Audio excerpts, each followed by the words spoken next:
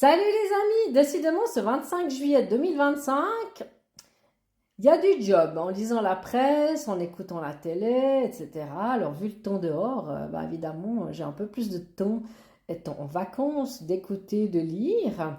Et j'ai envie de vous partager trois, trois affaires qui me surprennent au niveau de la presse. La première, ça concerne une affaire de guérisseur dans le canton de Fribourg, un homme de 58 ans, agriculteur et guérisseur, qui a été jugé pour le viol de ses patientes. Et récemment, il y a eu une autre affaire avec un autre guérisseur aussi dans le canton de Fribourg, monsieur Denis Vipré, que j'ai consulté quelques fois déjà.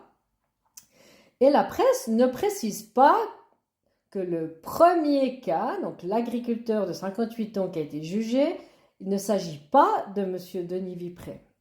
Et les gens font forcément l'amalgame, pensent que c'est la même personne. Or, ce n'est pas la même personne.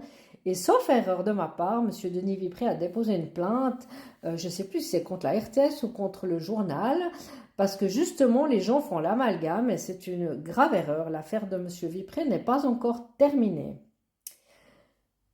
Ensuite, autre affaire, les militants climatiques.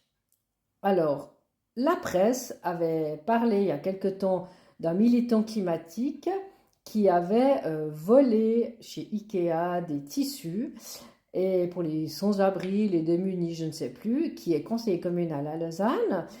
Et on voit hier dans la presse qu'un militant climatique qui avait bloqué le pont Bessières à Lausanne a été jugé.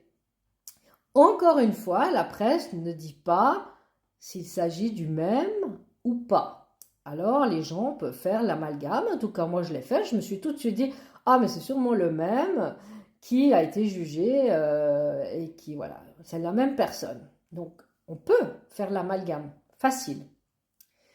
Et le troisième cas, par contre, ça concerne la police de Lausanne, que je soutiens. Il y a eu cette affaire, malheureuse affaire à la Blécherette récemment.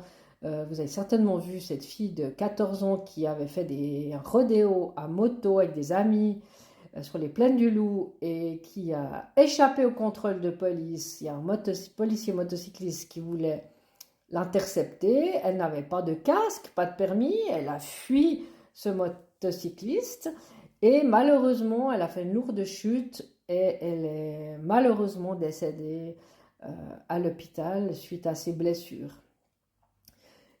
Et on voit que la presse ne se gêne pas, même se délecte de faire un gros titre de presse que ce policier motocycliste est le même qui était impliqué dans l'arrestation d'un Nigérian qui est décédé. Alors c'est quand même fort de café, parce que quand c'est la police, c'est un sujet, comment dire, du sucre, du pain béni pour la presse. Pourquoi cette haine envers la police? Il y a quelque chose qui cloche. Parce qu'à force de monter cette haine, il y a même eu des manifestants dans la ville de Lausanne et ça m'avait choqué. Il y avait des parents avec des poussettes et des bébés dedans qui criaient dans la rue « Police, assassin ». Ça, c'est très grave, à mon avis, qu'on fasse ça devant des enfants. Et surtout, ce qui est plus grave, c'est que la ville de Lausanne autorise une telle manifestation. Ça, voilà, c'est mon avis. Je trouve ça scandaleux. Eh bien, total, ce matin, je lis dans la Tribune de Genève qu'à Genève même, 2 policiers en civil hors service se sont fait attaquer par des individus et un a été gravement blessé avec un couteau et se trouve à l'hôpital et sa vie est en danger. Donc, est-ce que c'est ça que vous voulez, la presse? À mon avis, la presse ne devrait pas se mêler de certains sujets, ne devrait pas donner des informations au public si ça fait monter la haine dans la société. Et c'est exactement ce que vous êtes en train de faire. Donc, s'il vous plaît, tant que les affaires ne sont pas conclues, merci de respecter l'anonymat, le secret professionnel, la discrétion.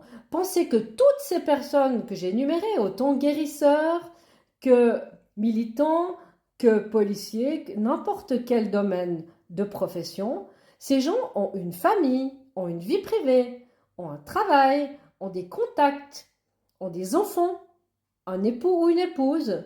Et tant que l'affaire n'est pas résolue, vous devriez plutôt rester discret dans les informations. Parce que c'est très grave ce qui est en train de se passer. Et du coup, la haine de la police est en train de monter un peu grâce à vous, grâce à votre aide. Et qu'est-ce qui se passe si les gens n'ont plus confiance en leur police ou n'aiment plus la police? Il va y avoir d'autres cas comme à Genève. Les gens vont réclamer des caméras de surveillance, contrôle facial, identité numérique et compagnie, tout ce qui s'ensuit. Donc, s'il vous plaît, la presse, merci d'attendre la fin des affaires avant de divulguer des noms ou des précisions. D'ailleurs, je me demande bien comment la presse a su que ce policier est le même qui était dans l'affaire du Nigérian. Ça, c'est une excellente question. Y aurait-il des fouines parmi la police ou bien juste des fouilles caca à méditer? En tout cas, sachez les amis que toutes ces choses-là commencent à me gonfler sérieusement parce que la police de Lausanne fait ce qu'elle peut. Et je précise aussi que la démographie lausannoise est en train d'exploser grâce à tous ces accords de construction de bâtiments, de quartiers, écoquartiers avec des milliers d'habitants en plus. Par contre, l'effectif policier de Lausanne n'augmente pas. Cherchez l'erreur. Après, on s'étonne qu'il y a du deal de rue, que les cyclistes ne sont pas amendés, que certaines contraventions ne sont pas mises. Par contre, alors, certains autres ne se gênent pas de coller les propriétaires de chiens, par exemple, comme je suis moi-même, ou d'autres petits méfaits dans la ville. Mais non, non, le deal de rue, on laisse. Au contraire, on finance un local d'injection. C'est merveilleux, ça, c'est merveilleux. Par contre, augmenter l'effectif de police, ça, c'est compliqué, on n'a pas l'argent. Alors, il y a un problème. Et la presse se délecte tellement de parler de la police que ça devient même inquiétant. Allez, sur ce, je vous laisse, les amis. À bientôt. Salut!